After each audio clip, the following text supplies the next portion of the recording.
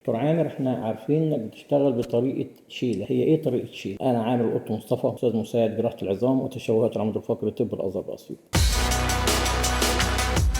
الشيله هي احدى طرق تصليح اعوجاج العمود الفقري في الاطفال او الجنف المبكر، واللي بتعتمد ان الطفل بنعمل الاعمده او بنركب الاعمده بتاعته البروكسيمال انكرنج او الديستال انكرنج بوينت، دي اسمها سلايدنج سكرو، ان المسمار او الرد بيتزحلق جوه المسمار، وده بيسمح ان كل ما الطفل بيكبر الاعوجاج اللي عنده بيتصلح، وبالتالي احنا ما ثبتناش العمود الفقري او ما منعناش نمو العمود الفقري في الطفل. بكل بساطه هي دي طريقه شيل.